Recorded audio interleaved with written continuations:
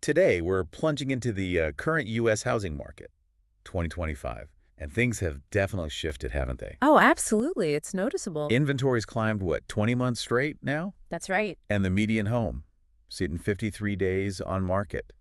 That's 5 days longer than last year. Which means buyers have more choices, more leverage. Exactly. And sellers.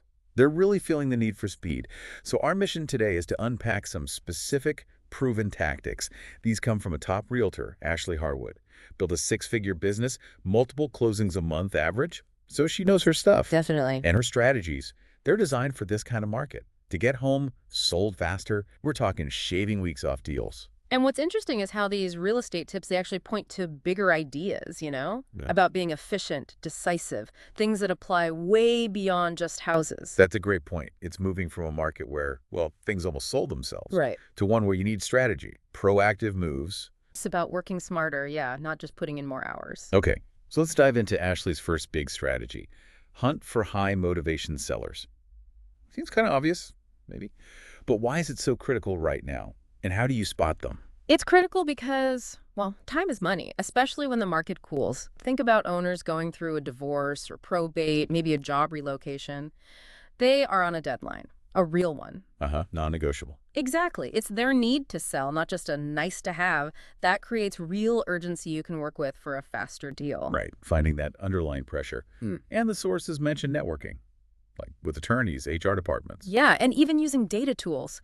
Catalyze AI, for instance, can flag potential situations ahead of time. So the principle is fill your pipeline, maybe 80%, with these motivated folks, not just Not just the curious looky-loos. Exactly. Optimize where you spend your energy. Okay, optimizing. That ties into the next strategy. Pre-qualify every lead, every single time. Some agents might cut corners here, right? What's the actual cost if you don't nail down financing, timeline, decision makers before a showing? The cost is your time.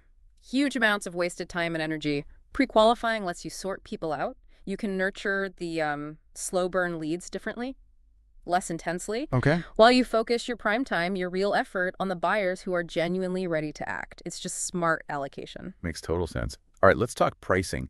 Ashley says price at market or maybe even a tiny bit below. I bet that makes sellers nervous. Feels like leaving cash on the table. Oh, for sure. It feels counterintuitive. So why is days on market so, toxic now in 2025? And how does this pricing actually help? Well, that's the key question, isn't it? In these data-heavy MLS feeds, every day a listing sits, it tells a story. And often it's not a good one. Pricing right at or just under market, that creates immediate buzz, traffic, often multiple offers. So kind of ironically, you can actually end up netting more than if you started with a high, hopeful price that just sits there. A stagnant listing signals potential problems to buyers.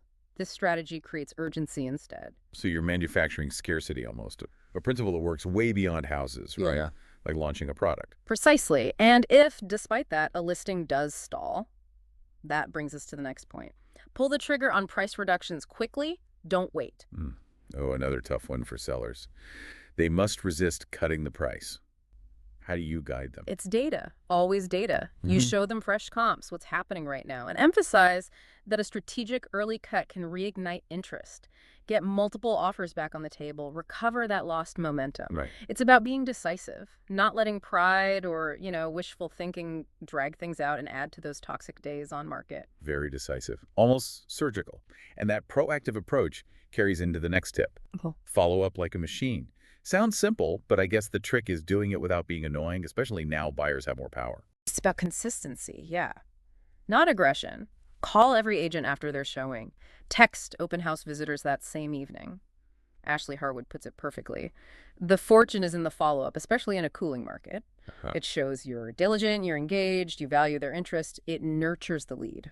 Less hard sell, more consistent engagement. Got it. And speaking of engagement, strategy 6. Pre-market every listing.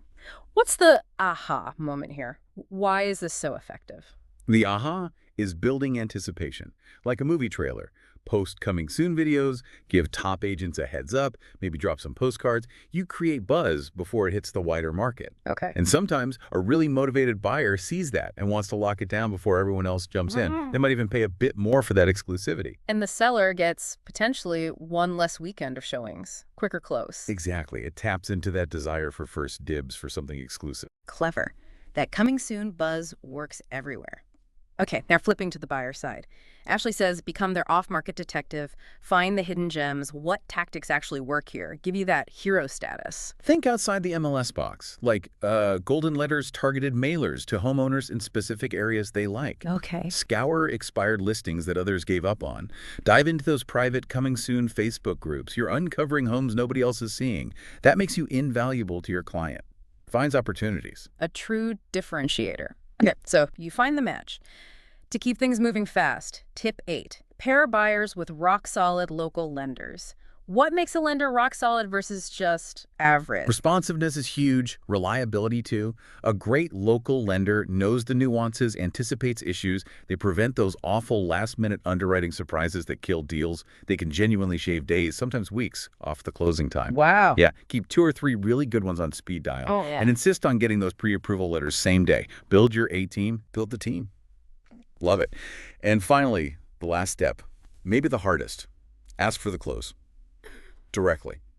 Lots of people hesitate here, right? Fear of pushing too hard, fear of no. How does Ashley frame this? Clarity. Clarity beats hesitation every single time. It actually accelerates the signatures. She teaches using clear, simple prompts. Things like, so would you like to make an offer on this home? Or maybe to the seller, are you ready to accept this buyer's terms today? Just direct. Yeah. Removes the ambiguity. It empowers the client, lets them make the decision yes or no, and moves everything forward. No more weeks of just wondering.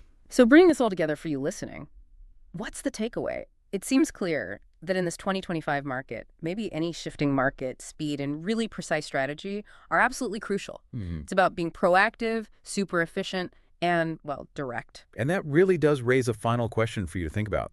How might these principles, this proactive action, this clear communication, this strategic decisiveness, how might they apply in other parts of your life? Areas where maybe you want faster, more impactful results,